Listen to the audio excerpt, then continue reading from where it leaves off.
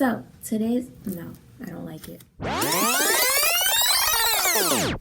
Hi everyone, it's Kayantha Virgilia. If you're a returning subscriber, welcome back to my channel. If you are new here, welcome. My name is Kayantha. I am 22 years old. I am a registered nurse. I've been a nurse for 2 years now, and I am a travel nurse. Today's video, I will be going over with you guys how I became a nurse. I got my bachelor's in 15 months. So this is a question that I get asked all the time is, how are you so young and you became a nurse at such a young age? So go ahead and stay tuned for the rest of this video.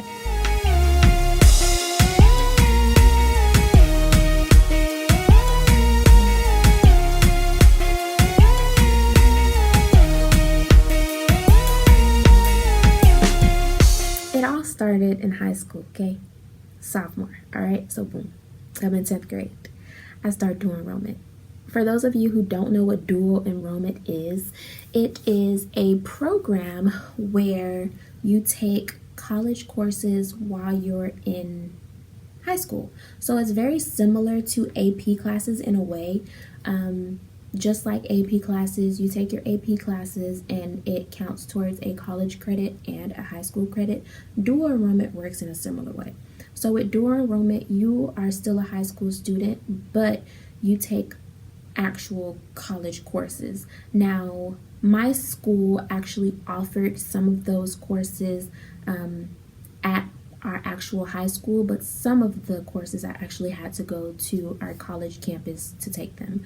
So what I did, I started actually taking all of my prerequisites for nursing school while I was in high school.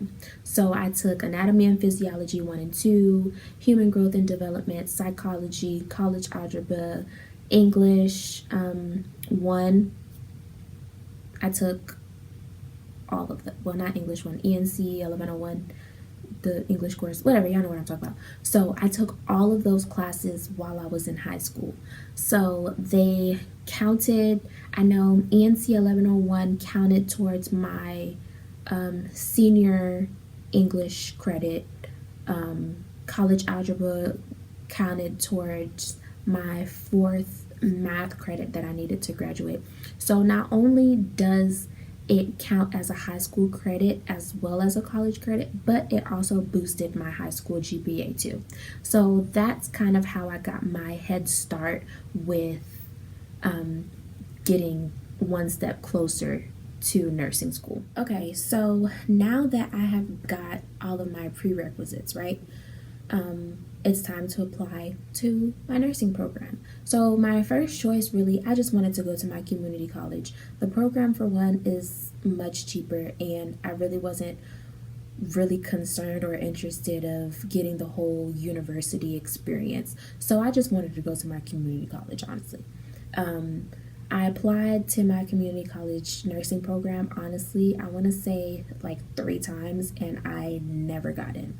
So by that point, I ended up applying to a private school. So I went to Concord Career College, and that's actually where I graduated from nursing. I went to Concord. Now, at the time, the requirements with Concord, you had to take a nursing entrance exam, and Concord did the HESI. So I had to take the HESI, which I had already taken prior to, because that's also what my community college, their nursing program entrance exam was. So I had already taken my HESI. I think I made like an 85 or 86% on the HESI. So I was good to go. Now, Concord also required me to take the Wonderlic test. And if I'm not mistaken and I remember correctly, it's 50 questions and you get 12 minutes to answer 50 questions. You have to make a certain score on the Wonderlic in order to basically place into the program of your choice, which my choice was the RN program. So, of course, I passed both of those, and I started my course. Well, I started my program October of 2017. At the time, I was 19 years old when I started the nursing program, and I went straight into the nursing program because I had already had all of my prerequisites that they had required for the program itself. When I transferred my credits in, you guys, I kid you not, I transferred in over $11,000 worth of credits. You heard me correctly. I transferred in over $11,000 worth of credits. So Concord's nursing program, from start to finish without having any of your prerequisites whatsoever, start to finish, the nursing program, I believe, is 16 or 18 months, I think. Don't get me to lie though. But their actual nursing program, the core classes, are 12 months. So I transferred in my credits. I started straight into the program. How the program at Concord was designed, it was an accelerated program, and each term was 10 weeks. So every class that we had was 10 weeks long. So it was a very fast-paced, accelerated class. We literally alternated between test and quiz every single week. So in one class, 1 week we'll have a test, the following week we'll have a quiz, the week after that we'll have an exam, the week after that we'll have a quiz, and that's how the class was. So that is step 2, I guess. I did my prereqs, got into the program. So I graduate in October of, I finished in October of 2018, pinning, and graduation was November of 2018. So that was basically how I got my associates in a year. And I feel like when I tell people that, they think I'm lying, but I really did finish nursing school in 12 months. So that is that on that. Now moving on, fast forward to August of 2020, and I start my bachelor's program. So the program that I chose, you pay by semester. So I ended up going to Western Governors University, and it is 100% accredited, so don't have to worry about that. So the way the school works, you work at your own pace. So you can go as fast or as slow as you want to.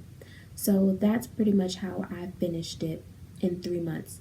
I went to school August, September, and October, and I was done November 1st. I was completely done. I had my bachelor's. So most students will typically finish it in one term. They'll finish their RN to BSN in a term, which is around 6 months.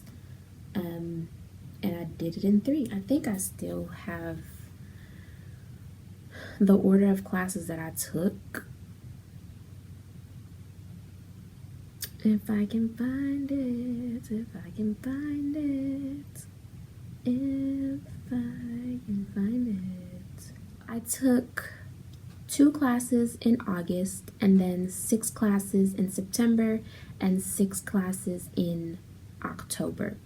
So with the program at WGU, their nursing program, the classes that I'd honestly recommend to get out of the way are all of your OA classes. Now, the OA classes are your objective assessments, and those are the classes that you need to actually take an exam in order to pass. So it's a mix of tests and papers. So first and foremost, what I want to say, so your classes are going to be a mix of exams in order to pass, and it's gonna also be papers in order to pass. And then you'll have a few classes where it's a mix of exams and papers. So for the papers, the most important thing, I know throughout most of our educational journey, writing papers is like, okay, I have to add all this information, add a little extra fluff, make the paper sound right, make it, extra, and don't do that at WGU, okay? Stick to the rubric. There is a rubric with every single paper that you have to write. Stick to the rubric. Answer the question and the question only. You do not have to go and make what can be a 5-page paper 15 pages, because at that point you're wasting your time, and you're just wasting your time, okay? I'm gonna briefly go over the courses and what each course basically requires from you and how I finished the courses and how long it took me to take the courses. So care of the older adult consists of an objective assessment, which is an exam, and then you have to get some certifications or whatever. So the certifications are pretty easy. You just go through the course and then you take the quizzes, and you have to make a 90% on the quizzes in order to pass, and that's going to be 2 of your grades right there. The other one is going to be an exam that you have to take. I took care of the older adult in 1 day. I knocked those quizzes out. I studied. I took the pretest blind, and then I just basically studied. They give you a coaching report at the end of your pretest, and you can study that, and you can just study the areas that you didn't do too well in. And if you feel confident, you go for the test. Moving on to professional leadership and communication for healthcare. So C820 is the class code. This is the class that actually takes 5 weeks. You actually have to go on the little Zoom class or whatever, and you actually have to attend class. That's the only class that you cannot go at your own pace. Professional roles and values consist of basically 3 papers. How I tackle this class is start backwards and work on task 3, 2, then 1, because task 3, you are building the foundation for your final class, which is your portfolio, where you basically put together everything that you learned from the program into a portfolio. But task 3 builds the foundation for the portfolio, and you build your portfolio show. So do task 3, and then task 2 was like, I want to say it's like an ethical dilemma type situation that you have to write about. And then task 1 is the beast. Honestly, I don't give me the lie, but I think task 1, I wrote like 10 pages. That was my longest paper. Aside from the leadership portfolio, that was my longest paper yet. Applied healthcare, professional roles and values took me 2 days. 2 days to finish. Statistics took me 3 days. That is an objective assessment. I actually went through every single module that there was because I am not a math person, but statistics was actually fairly simple and easy to actually grasp the concept of, and I just went through each module. I ran through the practice problems that they had. I took my pretest and then went over and practiced on the different problems that they had on the pretest that I didn't do too great on, and I went for my OA and I passed my objective assessment. And statistics took me 3 days. Next was nutrition. Nutrition was really, really simple. I actually failed the first exam that I took because I thought, well, nutrition, I took nutrition before. But for some reason, WGU requires you to take nutrition with them. So my nutrition credit didn't transfer in. But I was like, well, I took nutrition before, so this should be easy. I failed the first time. Don't do what I did, okay? Go to the recorded cohorts. It legit really, really prepares you for the exam. When I say watch those videos that you get sent, I mean watch them, because it really prepares you for the test, okay?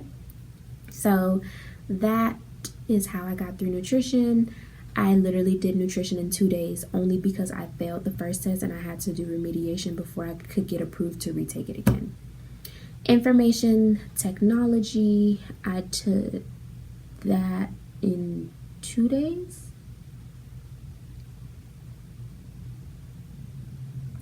Yeah, did that in 3 days. Took me 3 days. Nope, took me 2 days. That one is one of the ones I honestly just went for it. I have no advice on that one. I'm sorry. That one is also an objective assessment. Sociology, also an objective assessment. So with sociology, I went through all the modules and I just read through it. The objective assessment for sociology was honestly like book knowledge. So I just went and read through. I took my practice assessment and I went over the sections and the modules that I didn't score too high in, and that's what I did with sociology. That took me 3 days. Health assessment, very, very simple. It consists of a health assessment video that you have to record and upload, and then the other grade you have to do an actual physical assessment. It's like a assessment simulation, and you have to score at least a 75% on that, I think, and that literally took me a day, really, to do. And that was that on health assessment.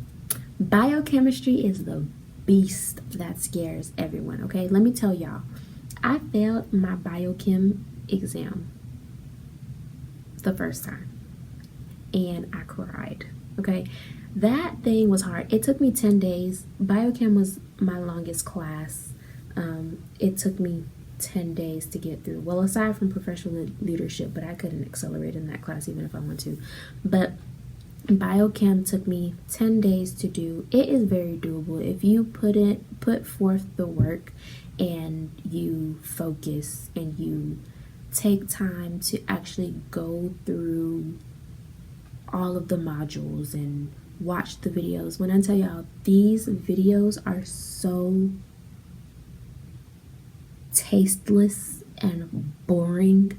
Like, I wanted to stab my ears with pencils. It was just not it, okay? But it is very doable. Just go through each section, watch the videos, take notes, develop your own study habits and your own acronyms to remember the specific content. And the course mentors actually really do help you out. I wish I had more to say on biochem, but I don't. Community health and population focused nursing. This is the one where you have to get on the little bus and you do like this virtual simulation of a makeshift city, and you have to write a paper on it and stuff. That one took me, I want to say 2 days. 3 days. That one took me 3 days to do. And it was fairly simple, honestly. It was really, really simple. But you just go through, like I said, stick to the rubric. Do exactly what they want you to do. Take the pictures, label them, write a brief little description, and then for your paper, stick to the rubric. EBP, which is evidence-based practice, I did that after community health. You write 2 papers and you basically pick a topic, and like I said, I've said it before, stick to the rubric. Next is community health, and that's your field experience. So this is where you pick a topic that pertains to your community, and my topic I chose was childhood obesity. You pick a topic that is relevant to your community, and you go out, literally field experience, and you go out into your community and you do research. So I did site assessments. I did assessments of my actual neighborhood's resources when it came to having like outdoor activities, playgrounds. Did a site assessment of the grocery store to see how expensive healthy foods are and the access that we have to healthier food options, and the access that the poorer neighborhoods had to healthy food options. So that's what your population focused health is, the field experience part is all about. And you have to have the 90 hours, and a lot of people kind of hear 90 hours and are just like, that's a lot of hours. But the class that preceded that, which was the community health and population without the field experience, C228, you get 25 hours automatically from that class. And then if you're working now during the COVID they're actually giving you 32.5 hours going toward that class if you're working. So that's automatically what? I can't do math in my head. 57.5 hours automatically right there of your 90 hours. But that is actually very, very, very doable. I did that in like 5 days. Next, I did organizational systems and quality leadership. Again, you write a paper, and that's the IHI class. The IHI course, it took me a day to do. I just sat there and did all the quizzes. It legit took me like an entire day from like 6-7 o'clock in the morning to like midnight, 1 o'clock the next morning. And I sat there and I did all those quizzes. My thing is, once you get started, if you have the time, just go ahead and finish it, because you're going to drag it out unnecessarily. So that's what I did with that. And then you have a paper to write in that class as well. And like I said before, you know it, stick to the rubric. Please and thank you. You'll thank me later, okay?